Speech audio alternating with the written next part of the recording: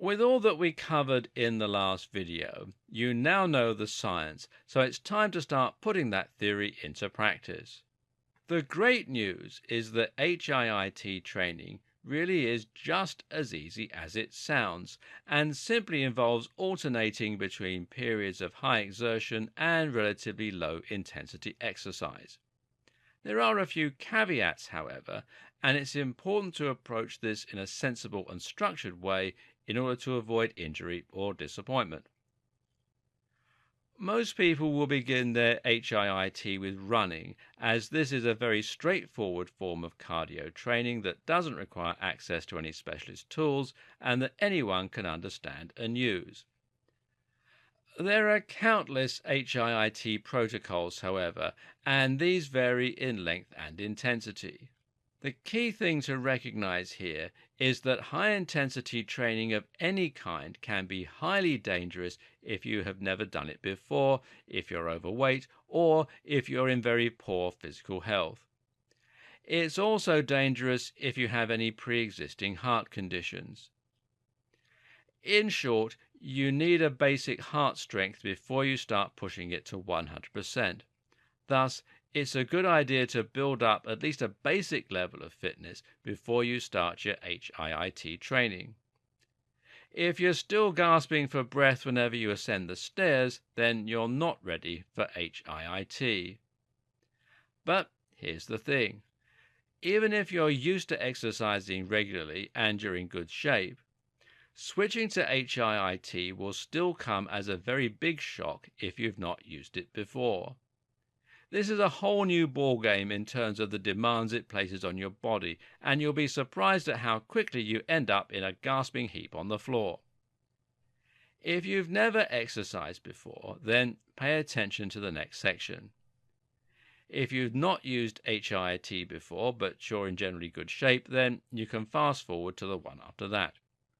Just a note of caution here, before beginning an intensive training routine, it is always a good idea to consult with your doctor and to ensure that you don't have any underlying heart conditions. Before you start pushing yourself to your cardiovascular limit, it's a good idea to first build up a basic level of fitness that will prevent you from shocking your heart too much. Right now you might be thinking that you don't need to worry about this and it's not likely you're going to suffer heart problems. Even if you're not worried though, building this basic level of fitness is important for your ability to stick with an intense HIIT workout. And this is the mistake too many people make. They launch straight into their training and hope they'll be able to keep up a pace that's far above what they find comfortable.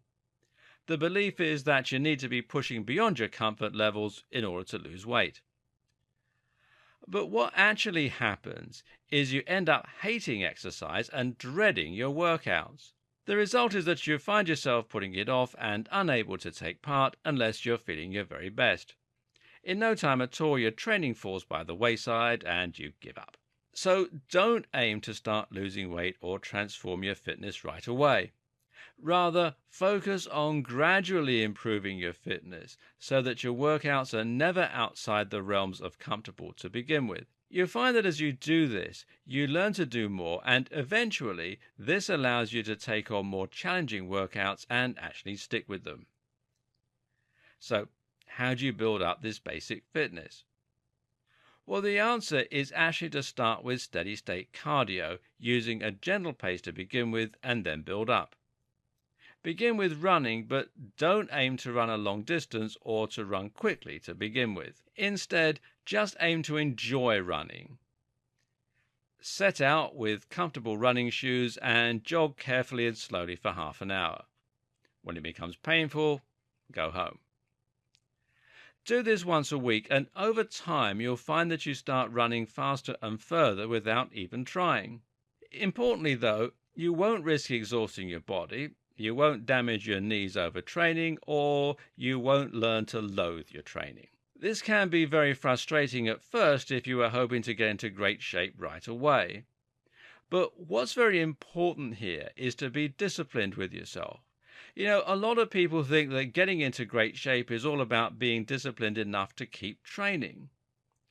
Just as important, though, is to be disciplined enough to be patient and to build that basic level of strength before you approach the more intense types of training. Build up your strength and stamina slowly, and then you can look at adding HIIT workouts. And again, you're going to start gently.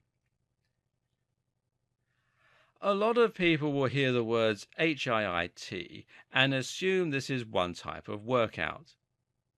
In reality, though, HIIT is a very broad and flexible term that can encompass a great many different types of training and a great many different protocols. One of the biggest mistakes you can make is to start HIIT and dive in right at the deep end with an intensive program aimed at the incredibly fit.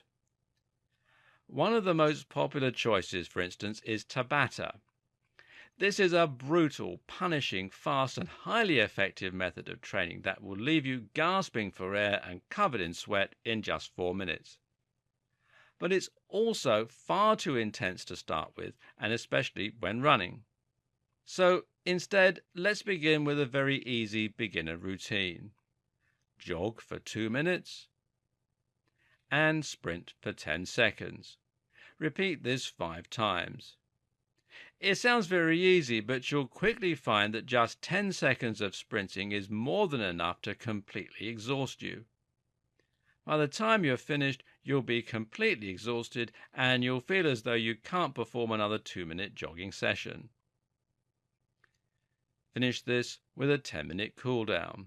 The entire workout will take you 12 minutes, but you'll find you're easily as tired, if not more tired, than you would have been after jogging at a steady state for 30 to 40 minutes. Moreover, this is enough to trigger the afterburn effect and to leave you burning calories for hours afterwards. Because this type of training is so fast, you can afford to do this 2 or 3 times a week. Once you start to become more confident, you can then move on to the next step, which is jog for 2 minutes, then sprint for 30 seconds. You can also increase the number of laps to 8 and then 10. Eventually, you might be able to work all the way up to jog for 1 minute, then sprint for 30 seconds, or jog for 1 minute, then sprint for 1 minute. Again, though, you should only move on to these harder difficulty levels once you've built up the basic fitness and heart strength to be able to cope relatively easily. You should be exhausted at the end, but not at the point where you can't do anything for the rest of the day or where you're unable to train again for days and days on end. When performing the sprints, remember that it doesn't actually matter how fast you're going as long as you're maxing out your potential. In other words, there's a good chance that you're going to find yourself slowing down somewhere as you reach the later stages of your routine, and you shouldn't worry if that happens.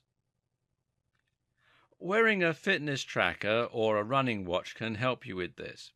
Something like the Garmin Vivo Active will provide the best of both worlds here by acting as a fitness tracker throughout the day, measuring your heart rate and your steps, etc., but acting as a running watch during training and letting you monitor your route and your metrics.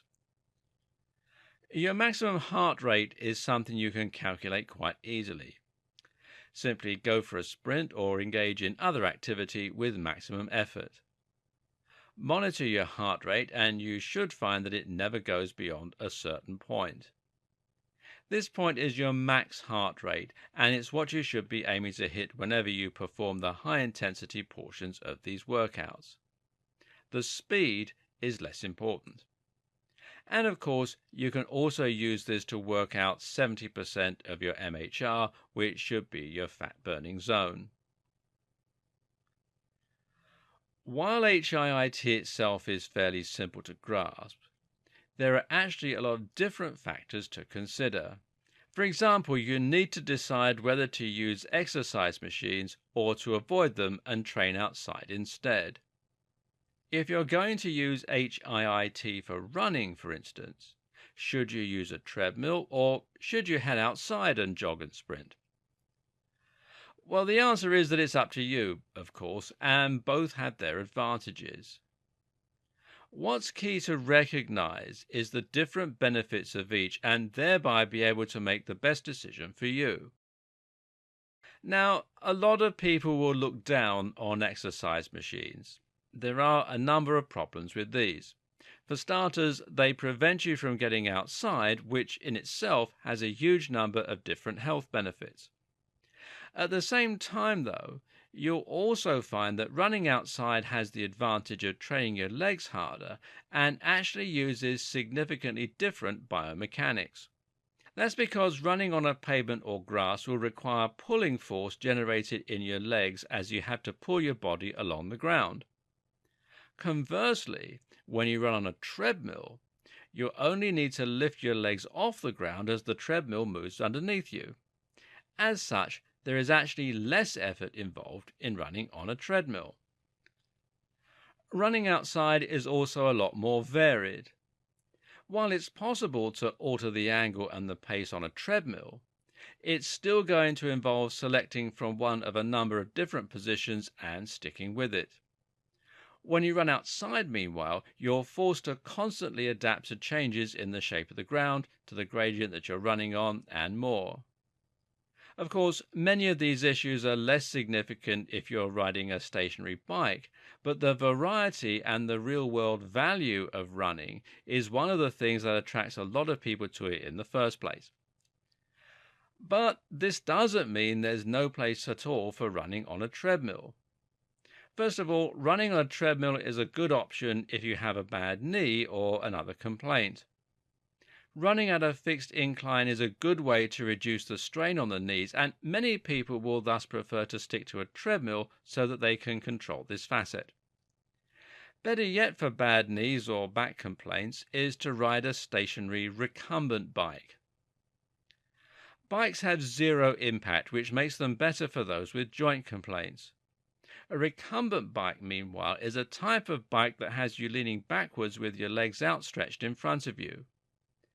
This in turn means that you aren't placing any weight on your legs or your spine and can simply concentrate on driving the pedals. CV machines are also great for training when you can't be bothered to head outside because it's raining or cold, and if you're someone who will struggle to be motivated in this regard, then you should consider that a very big bonus. It's always better to perform an easier form of exercise and stick with it than it is to perform a more challenging form but then give up after the first week. Lastly, running on machines will give you the ability to precisely control the level of challenge. This means you can monitor the exact speed you're able to maintain and get a very good estimate of your calorie burn. Some will even include heart rate monitors or synchronize with external gadgets to perform this job. All this is ideal for HIIT because it means you can run for exactly 1 minute at a very precise speed and then switch. Next week, you can do the exact same thing, and once you're used to that, you can increase the challenge by a very small and precise amount. Before we get into the different tools and strategies you can use to mix up your HIIT training, note that there is a way you can increase your calorie burn significantly simply by changing the time of day that you train. This technique is called fasted cardio, and it involves training first thing in the morning before breakfast. It's called fasted cardio because your body is in a fasted state. While you haven't been consciously starving yourself, you will not have eaten for a while merely as a result of having been asleep for so long. This means your body will be very low on energy reserves as your glycogen stores and blood sugar are all but depleted. You'll have higher levels of cortisol as a result, which is why many of us are cranky in the morning. And it's even one of the things that actually wakes us up. Cortisol is one of our wakefulness neurotransmitters, and it works in direct opposition to melatonin. If you train at this point, in other words before breakfast, you'll be training at a massive calorie deficit and you'll be forced to burn more fat. Unfortunately, this also means you're more likely to burn muscle. This is mitigated to some extent by performing HIIT rather than steady-state cardio, and especially if you're using concurrent training. More about that later. But it's worth bearing in mind if your goal is to build lean muscle. If your goal is simply weight loss, though, then go for it. Just make sure to give yourself a few minutes after getting up so that your spine is less vulnerable to injury. As you begin using HIIT to build basic levels of fitness and progress to improve your metabolism and performance, you can branch out to try more varied and challenging protocols. What's more, many of these types of training can help to provide very specific benefits and help you to reach particular goals. If you know precisely what you're trying to achieve with your training, then you might find that one of these types of training is actually the most advantageous to you. In this video, we're going to be looking at adding an additional layer of resistance into our training. In the next two videos, we'll learn how to mix up the timing in order to alter the challenge. One of the best ways to mix up your training is to change the type of exercise you're using in your HIIT routines. This is something we'll discuss a lot more in later videos, but the first thing to consider is combining cardio and resistance training together in the form of resistance cardio, also called concurrent training. Concurrent training is essentially a type of cardio where your movements are challenged by some form of resistance. In short, it's like weightlifting combined with cardio. An obvious example is to increase the resistance setting on a stationary bike or to run on sand. But actually, there are much better examples. One is to perform pull-ups quickly, or to perform press-ups, or push-ups as they're also called, quickly. You can also try punching a heavy bag, which requires muscle power in the shoulders in particular. Or you can try running while pushing or pulling something heavy behind or in front of you. This has a huge number of advantages. The principal one being that it's even more protective against muscle deterioration. That is to say, you can perform this kind of cardio and burn a lot of calories without worrying that you'll lose much muscle. This is because you're engaging even more of your fast-twitch muscle fibers and you're driving blood and metabolites to your muscles where they'll stimulate growth. At the same time, the increase in growth hormone and testosterone, triggered by the breakdown of muscle, will mean an improved level of fat burning and muscle building. Anabolic hormones such as these don't only encourage the body to build muscle, but also to burn fat, which is why steroid users look so incredibly lean as well as being incredibly strong. Of course, steroids also have a ton of very serious side effects, so this is a way that we can get the same kind of anabolic results without the dangers associated with them. Building muscle at the same time as burning fat will help you to create a much superior physique too, and this is something that a lot of people don't realize. If you're unhappy with your current physique right now and you want to look more attractive in and out of your clothes, then simply losing weight will make you either look very skinny or potentially even flabby if you have lots of loose skin left over. Want to get rid of cellulite? Well, losing weight won't do it. The only way to get rid of it is to tone up your legs, buttocks, or whatever the offending area may be. Want to get a flat stomach? Far from burning fat, the best way to do this is actually to strengthen the transverse abdominis. This is the muscle that wraps around your midsection and is responsible for keeping your organs and your gut pulled in. The best example of all, the kettlebell swing. When you look up HIIT protocols, you'll find that it's very common to see them recommend kettlebell swings. That's because the kettlebell swing is in many ways the ideal choice for HIIT, especially if you're interested in building muscle as well as burning fat. And if you ever visit a CrossFit gym, you'll always find that both the kettlebell swing and HIIT are among the favorite tools they use during their workouts. To perform a kettlebell swing, you of course need a kettlebell. Now this is an iron ball with a handle on the top. You can lift the ball using the handle and treat it like a dumbbell. Unlike a dumbbell though, a kettlebell has the weight located at the bottom and this moves the center of gravity.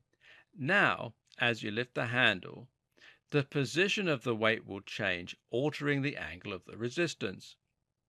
You'll also be able to swing the kettlebell in a variety of ways, which causes that weight to move away and then towards you, respectively. This now adds an additional challenge, which is coping with the momentum of the kettlebell and avoiding letting it pull or push you off balance. As a result, the kettlebell uses a lot of smaller supporting muscles that are overlooked in other types of training, and this helps you to develop functional strength. The swinging motion also means you can use various different forms of continuous motion, which is ideal for all kinds of CV challenges. This is exactly our objective when using the kettlebell swing, where we will be swinging the weight between our legs up and down in a pendulum motion. Simply grab the kettlebell in both hands and choose a weight that's going to become challenging after 20 seconds. You should be standing straight with your legs shoulder width apart and the kettlebell hanging in front of you, held in both hands with arms straight. Squat down slightly and as you do, allow the kettlebell to swing in between your legs. Now, push through your legs and stand back up, and as you do, thrust your hips forward to push the weight out in front of you. Keep your arms straight and don't attempt to lift the weight, but instead let it swing up naturally in front of you. For a traditional kettlebell swing, it should reach about the height of your shoulders. The American swing reaches above your head. For a second, the kettlebell will hang in the air, and then it will start to descend again as gravity starts to do its thing. Follow the trajectory downward, and as you do so, drop back into the squat position and let the weight swing back through your legs again. That's one repetition. Unlike other weighted exercises like curls or bench presses, the kettlebell swing is perfect for cardio exercises because you can keep going and allow gravity to do its thing as you start tiring. Because you're involving your muscles though, you'll find it burns more calories simply because it's harder than running normally, and you'll protect your muscles from deterioration. The specific muscles used in the kettlebell swing are all those that make up the posterior chain. These are the muscles in the back and legs that you use for jumping and sprinting, and thus this is an excellent way to improve your overall athletic performance. What's more, many of these are the muscles we consider most attractive. For women looking to improve their legs, bums and tums, the kettlebell swing is one of the very best choices. In fact, there is something of an internet meme going around at the moment called Women Who Squat. It's become common knowledge that squatting gives women a great behind. The kettlebell swing works all the same muscles, but also burns fat, making it the perfect sculpting tool. Men who use the exercise, meanwhile, will benefit from the core involvement and the weight loss that makes it ideal for creating toned abs. The best bit? The kettlebell is simple, cheap, and easy to use.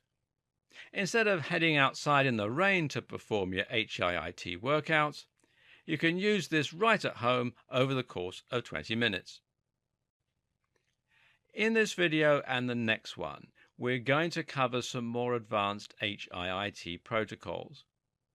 As I mentioned earlier, you'll want to build up to a good level of basic fitness before you attempt any of these. Once you have, though, you'll find you're quickly able to take your fitness to the next level. We have already mentioned Tabata, which is one of the best known examples of HIIT and one of the most efficient and brutally effective options for burning lots of fat and at the same time toning and building muscle. The best thing about Tabata? It takes only 4 minutes to get an incredibly intense workout. And that's because the split is incredibly short, consisting of 20 seconds of high intensity and 10 seconds of rest. You then repeat the process for a total of 8 times. 20 seconds might not sound like a long period of high intensity, but when you only have 10 seconds of rest between each burst, you'll find it becomes incredibly taxing and your body will be begging you to stop towards the end.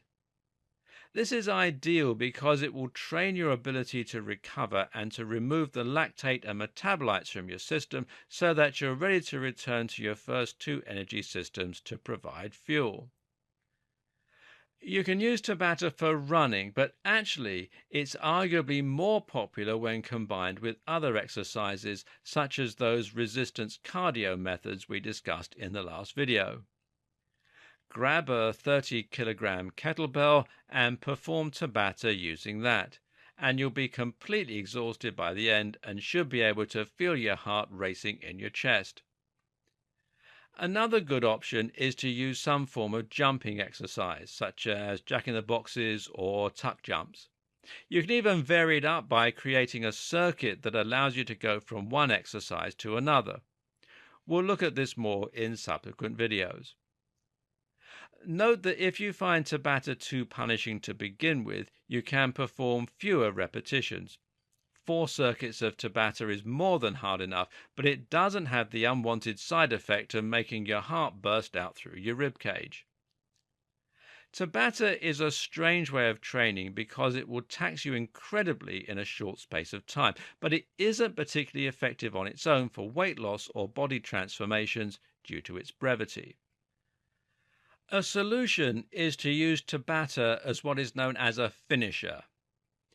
A finisher is a type of workout you do at the end of another workout. So if you have completed a weightlifting session or perhaps a session of regular steady-state cardio, you can incorporate Tabata at the end to finish off and thereby maximize your calorie burn for the rest of the day while depleting any and all remaining glycogen stores. Note as well that Tabata is unique from the HIIT workouts we've looked at so far, inasmuch as it has a real rest period rather than a period of lighter activity. You can swap this for active recovery if you prefer, and do that by holding plank, for example, or by jogging very lightly on the spot.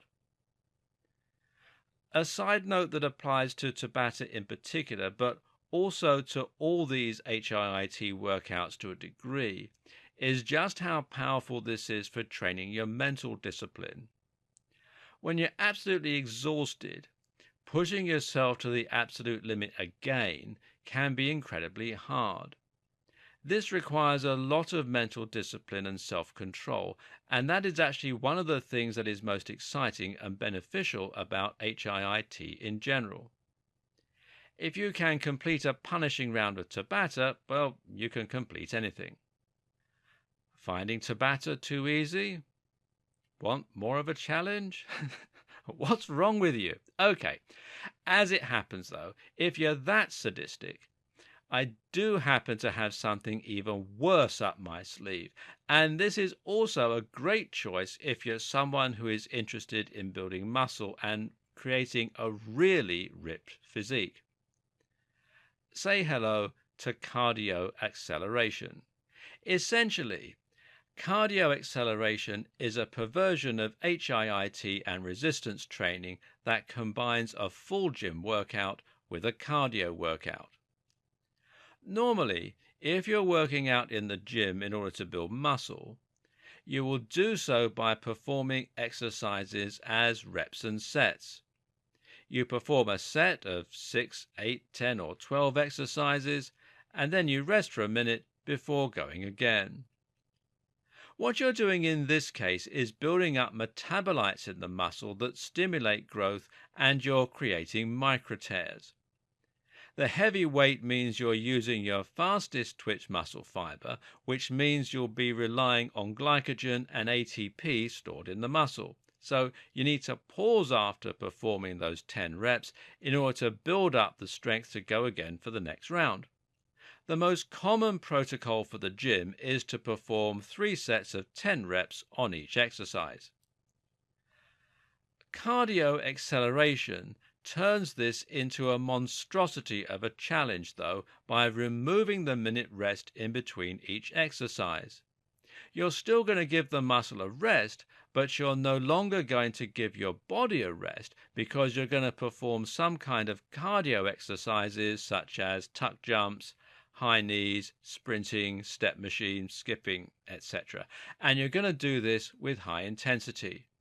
What you'll also do is to target the muscles that you aren't using. So if you just performed bench press, then you won't use boxing as your cardio to pair it with, because that will train the pecs and shoulders again. Likewise, if you just did squats, you're not going to train with kettlebell swings or tuck jumps. Cardio acceleration works absolute wonders for your body because it allows you to get all the benefits of a weightlifting workout and all the benefits of a cardio workout rolled into one. That means you'll build muscle while at the same time burning fat. What's more, you'll be able to keep your heart rate high for your entire weightlifting routine. This means that you'll burn an incredible number of calories, and specifically several 100% more. Because you're training the upper body and the lower body intermittently, this also has the advantage of directing blood from the top to the bottom. In other words, you'll need plenty of oxygen and nutrients in your biceps for those curls, and then you'll need them in your legs for that sprinting. Thus, your heart is working even harder to send the blood up and down, and you'll burn even more calories. The hormonal response to this kind of training is also massive. There are downsides too, though, of course. The first is that cardio acceleration is absolutely horrendous to go through. This is a serious challenge and should only be attempted once you're very fit and very strong already. It's also something you probably won't want to do very regularly. The other downside is that you won't build as much muscle as you would do from a regular weightlifting workout. That's because you'll be depleting your strength and thus won't be able to perform your lifts with as much weight or as good a technique. If your aim is to become a massive bodybuilder type, then you should stay away from cardio acceleration. However, if your aim is to become a lean machine who would look incredible on the cover of a fitness magazine, then you should think about it. Just be ready for a real challenge. There are a couple of other advanced HIIT protocols that you might also want to try, and I'll talk about those in the next video.